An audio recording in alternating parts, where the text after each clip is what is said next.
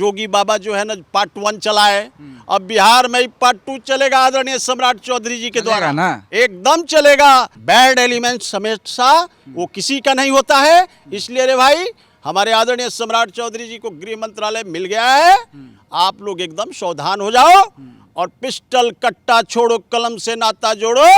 लाखों lakh vacant seat खाली है और मैदान खाली है, नौकरी करो, रोजगार करो, और नहीं तो आपका जगह या तो जेल में होगा और नहीं तो जितना कट्टा चलाने वाले हो जमीन पर पट्टे पार देगी बिहार के लॉ एंड ऑर्डर सुशासन। नमस्कार, देशवा न्यूज़ देख रहे हैं आप, आपके साथ मैं अमित झा। क्या बिहार के डिप्टी सीएम जो अब गृह मंत्री भी हैं, क्या वो योगी मॉडल बिहार में लाएंगे या फिर बिहार में जो नीतीश कुमार का स्टाइल रहा है उसी स्टाइल से फिर से सुशासन, जिस पर कुछ महीने से सवालिया निशान खड़े हो गए थे, उसे स्थापित करेंगे। देखिए, हम सम्राट चौधरी जी के आवास के बाहर ही हैं और बीजेपी के प्रवक्ता भूपेंद्र जी हमारे साथ हैं।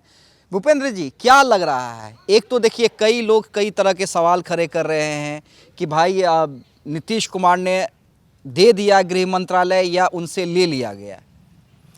ऐसा है कि हमारे बिहार का सर्वमान्य नेता आदरणीय नीतीश कुमार जी, जो बिहार के सीएम 14 करोड़ सम्मानित जनता ने मिलकर के चुनाव करके इनको भेजा है, उन्होंने ही आदरणीय हमारे डिप्टी सीएम सम्राट चौधरी जी पर एकमात्र भरोसा जमा उनका कि अरे भाई यही एक ऐसा व्यक्ति है और बिहार का विराट है जो सुशासन और लॉ एंड ऑर्डर को जो है ना मेंटेन कर सकता है। सम्राट अब विराट है, विराट है। इसीलिए जो है ना इनको गृह मंत्रालय सौंपा गया है। जैसे पहले के राजा रजवार लोग अपने एक बेटा को चुनाव करता था कि कौन सा बेटा मेरा राजाभिषेक के लिए बेटर होगा, तो चुनता था राजाभिषेक। यानी आप जो कह रहे हैं कि अब राजाभिषेक के लिए नीतीश कुमार ने अपना उत्तराधिकारी सम्राट चौधरी को चुन लिया है। एकदम उनको भरोसा है आदरणीय चौधरी सम्राट जी पर कि यह ही व्यक्ति एकमात्र है बीजेपी के अंदर में जो इस मतलब पोस्ट के लायक है और डिजर्व करता है।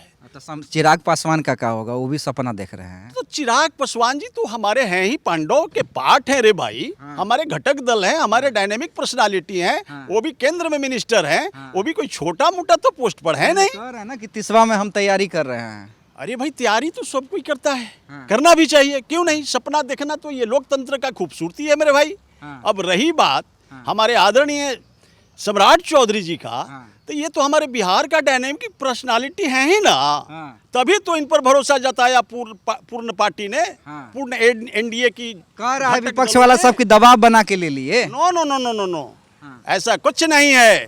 हमारे बिहार का विराट चौधरी सम्राट डिजर्व करते हैं रे भाई।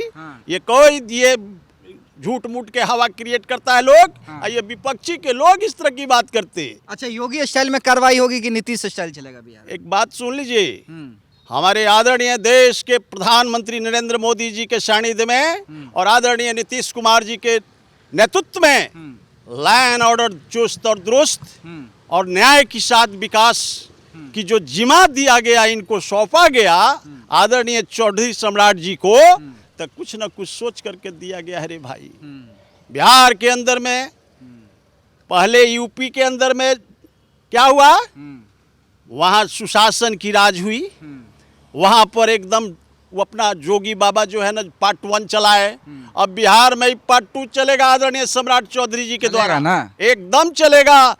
सुन लीजिए, समाज के अंदर में चाहे किसी भी तबका का यदि बैड एलिमेंट्स हो, वो अपने सोसाइटी के लिए भी अच्छा नहीं होता है, न तो किसी सोसाइटी के लिए बेटर होता है। बैड एलिमेंट्स हमेशा वो किसी का नहीं होता है, इसलिए रे भाई हमारे आदरणीय सम्राट चौधरी जी को गृह मंत्रालय मिल गया है, आप लोग एकदम सावधान हो जाओ और पिस्टल कट्टा छोड़ो, कलम से नाता जोड़ो।